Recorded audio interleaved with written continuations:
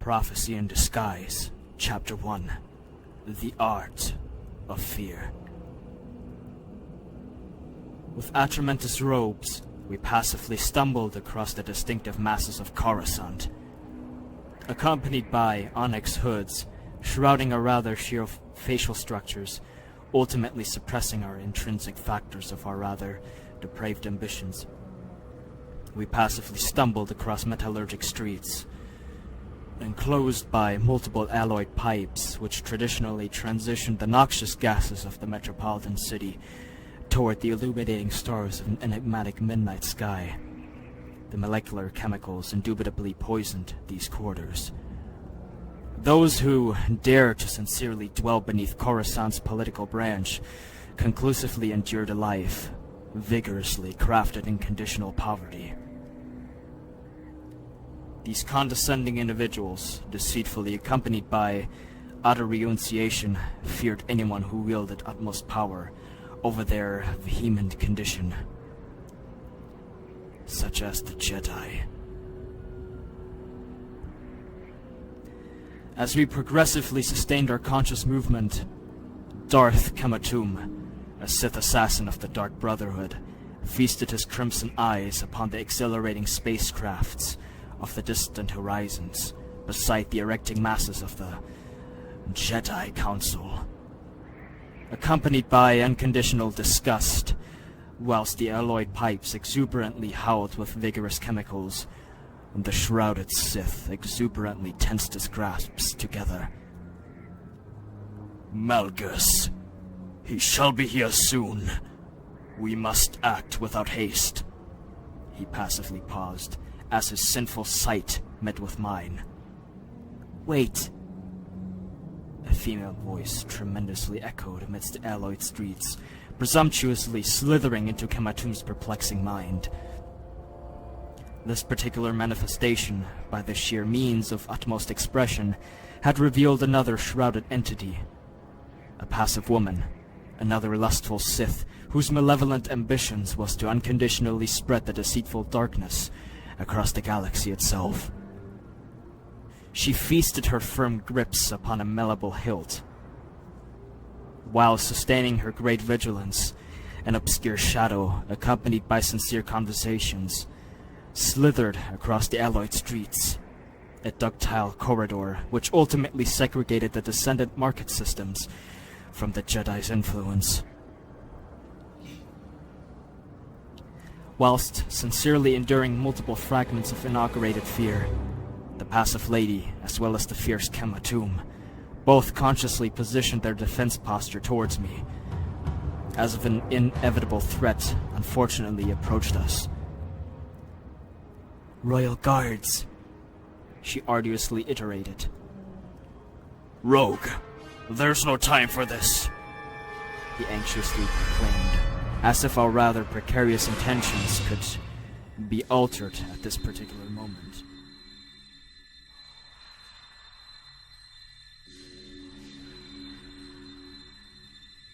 By these fiends, who sincerely shrouded themselves within the coherent shadows. Perhaps they conclusively acknowledged our sinful presence. As I elevated my conscious grasp, an ultimate gesture to seek temporary refuge from the ambiguous individuals, we arduously hit across the alloyed rims of Coruscant. In order for them to venture through these metallurgic streets without sincerely embracing their energized pistols against us, I rigorously allowed myself to sustain a focused mind. Within this inflicting moment, Tenea, the passive lady, could vastly feel the mystical force pulsating throughout her befuddling spirit, as if her astral soul desired to embark upon vehement battle. I extravagantly admired her sheer desires, as she conclusively positioned her aesthetic presence beside me, in order to remain one with the onyx shadows. I slightly grasped upon her protected breast and consciously applied gentle pressure. Her limerent sentiments potentially endorsed her influential lust, as she passively, accompanied by her pale teeth, smacked her atramentous lips together. "Not yet, my dear," I deceitfully whispered, whilst feasting my other conscious grasp upon an erecting staff which remained to be located across my onyx belt, above my embodied armor within the sincere enclosure of my dark robe. As the vigilant guards slightly trembled across these alloyed streets, another potential male entity consciously summoned himself from the elastic pipes. His brown cloak, however, deceitfully shrouded his identity. "Jedi!" Kema'Tum fiercely snarled, accompanied by great disfigurement. "We must dispose of him," Tenea, the passive lady, obliged, as she sinfully elevated her leather boot onward the metallurgic street. Without sincerely revealing any congruent fragments of hesitation, however, whilst sustaining utmost silence, I embarked upon the adversary's positions, and thus, consciously advancing upon our vehement act. The inevitable crisis of Coruscant itself. As I utterly deployed multiple steps onward the illumined corridors of Coruscant, I presumptuously sensed the force penetrating through my physical body, as if the social constructed aspects of fear progressively established a vengeful spirit. Within my rather perplexing mind, I was utterly prepared for this particular moment. Finally. Jedi. I exuberantly beseeched amidst the atramentous darkness of these metallurgic streets. There was no turning back. The Sith have trained strenuously for this precarious moment within the sheer span of 1,000 years. We are Sith. I am Sith. The cloaked Jedi, then accompanied by the vigilant guards, eased their rather neurotic movements, as a malevolent threat merely questioned their sincere authority. Their peculiar eyes would meet my igniting spirit with great haste, as if their menacing fate had consciously embarked upon them. As I vigorously slithered my ballistic grasp upon my onyx robe, I have vastly revealed the fusible staff for my very armor. The utmost tensions merely fluctuated, accompanied by immense pressure. A seemingly crimson flame exuberantly combusted from the alloyed rims of my sheer armament. The lightsaber ignited. The Jedi's blade utterly erupted with a viridescent tone, accompanied by a rather adequate quality of utter benevolence. Although acknowledging that his utmost ambition was to merely terminate me, the magenta Twi'lek Kema'Tum, accompanied by atramentous tattoos enclosing his humane facial structures, passively slithered across the shadows. He too followed my tremendous act, and precariously summoned a violet saber from his very grasp. My amber eyes igniting with a combusting hatred, the cloaked Jedi meekly instructed his vigilant troops to remain sincerely conspicuous, in order for him to consciously engage within this vehement duel. And that was our culture. The confrontation. Jedi against Sith. Without manifesting any congruent fragments of utter hesitation, he ultimately disposed of his unsifted cloak, thus revealing himself to the peculiar adversaries. Us. Acknowledging this, however, we immensely sustained our enigmatic presence and remained shrouded by our onyx hoods. "Your reign is at an end, Sith!" the bold Jedi proclaimed, as he passively deployed the sheer form of Ataru in order to sustain a particular defensive position. His exposed words continued. "Army or not, your kind will not spread your feeble religion any longer. I will put an end to this." "Show me," I arduously beseeched, as the intrinsic anger within my astral soul ultimately combusted with uttermost focus. The only thing I saw was Jedi. Kema'Tum then elevated his crimson blade and sheerly utilized the other aspects of form Juyo in order to vastly penetrate the perplexing tensions with the Force itself. Accompanied by a rather exuberant prowess, he impressively leaped himself on with the Bold Jedi, thus vastly embarking upon a rather fateful duel. His igniting blade, accompanied by a bewildered manner, vibrated across the metallurgic streets of Coruscant. My erecting staff pulsated with crimson particles as well, which solely sparked with utmost passion. I too embarked upon the fight and presumptuously utilized the Vapod in order to consciously summon the sheer potentials of the dark side of the Force. Jedi. The vivid blades malignantly collided each precarious spark, erecting onward our adamantous robes.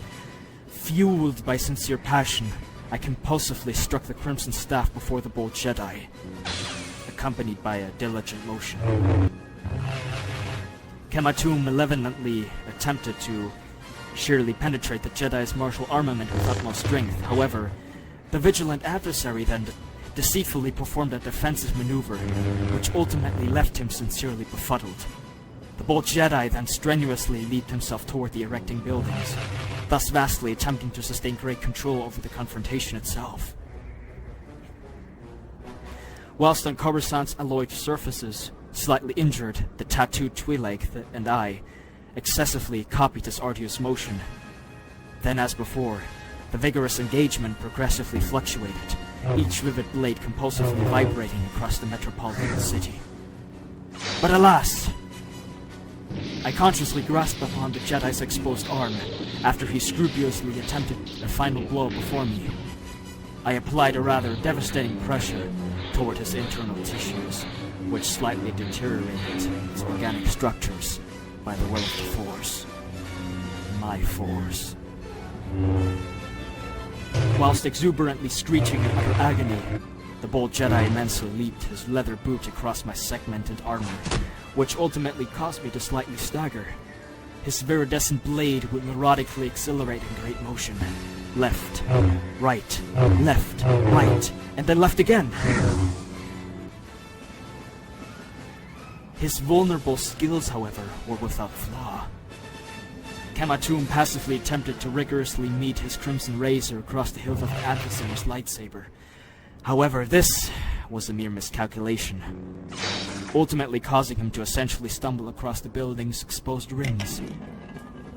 Not only did the Bold Jedi plan this, but also then, with great exertion, flailed with his segmented boot across the Twi'lek's onyx robe.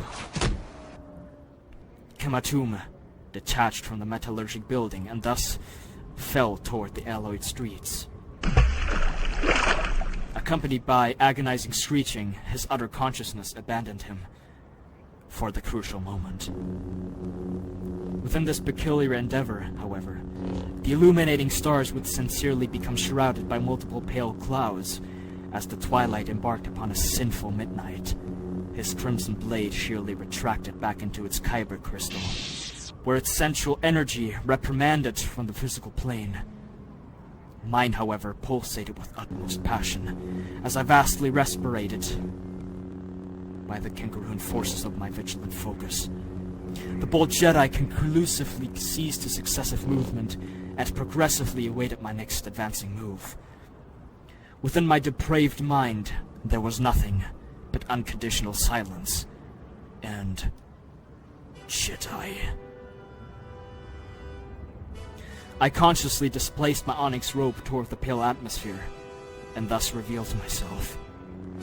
Accompanied by a singular hatred, my amber eyes burned with arduous rage. The bold adversary now, at this particular moment, merely acknowledged my configured presence. He knew who I was. He must be extinguished. This Jedi.